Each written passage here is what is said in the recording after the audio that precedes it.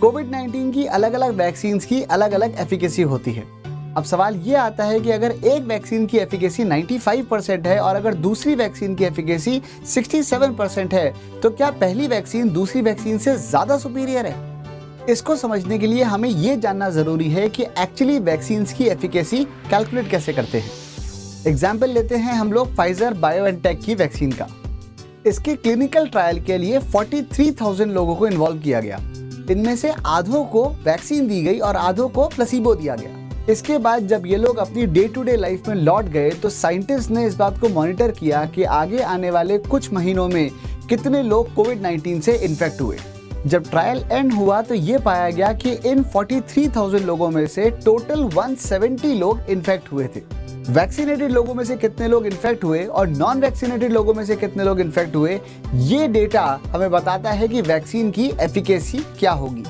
अगर इन 170 में से आधे वैक्सीनेटेड थे और आधे नॉन वैक्सीनेटेड थे, इसका मतलब ये है कि किसी के इन्फेक्ट होने की पॉसिबिलिटी बराबर है, चाहे उसने वैक्सीन ली हो या ना ली हो। कहने का मतलब ये है कि वैक्सीन लेने से कोई फर्क ही नहीं पड़ता और उस केस में हम ये कहेंगे कि वैक्सीन की एफिकेसी 0 है। यहीं पे अगर 170 में से सारे के सारे नॉन वैक्सीनेटेड या प्लेसिबो ग्रुप को बिलोंग करते हैं और वैक्सीनेटेड लोगों में से एक भी इंसान इन्फेक्ट नहीं हुआ है, इसका मतलब ये है कि वैक्सीन की एफिकेसी 100% है।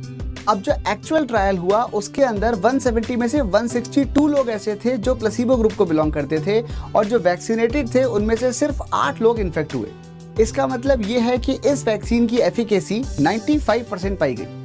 अब दुनिया में कई सारी वैक्सीन आ गई हैं और उन सबकी एफिकेसीज अलग अलग हैं। किसी की 95% है, किसी की 94% है, हमारी कोविशील्ड की 70 to 90% है, जॉनसन एंड जॉनसन की 66% है। तो सवाल यहाँ पर ये आता है कि क्या जॉनसन एंड जॉनसन बाकी सबसे इंफीरियर वैक्सीन है? इस बात को समझने के लिए दो बातों पर ध्यान देना जरूरी है।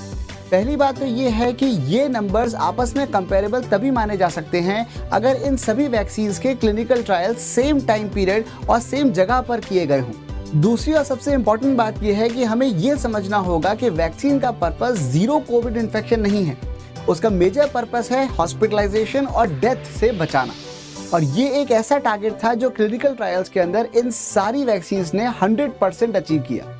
इन ट्रायल्स के अंदर जहां प्लेसिबो ग्रुप्स के अंदर कुछ लोग हॉस्पिटलाइज हुए और कुछ लोगों की डेथ भी हुई, लेकिन ऐसे जितने भी लोग थे जिन्होंने वैक्सीनेशन ले रखी थी उनमें से ना तो कोई हॉस्पिटलाइज हुआ और ना ही किसी की डेथ हुई।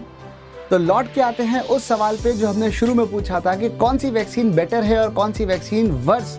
तो उस सवाल को थोड़ा सा रिफ्रेम करते हैं। सवाल ये नहीं है कि किस वैक्सीन से हमें कोविड नहीं होगा, सवाल ये है कि कौन सी वैक्सीन से हम हॉस्पिटलाइज नहीं होंगे, कौन सी वैक्सीन से हम जिंदा रहेंगे और कौन सी वैक्सीन इस पेंडेमिक को एंड करने में हमें हेल्प करेगी। और जवाब है सारी। So just keep doing your best and keep growing.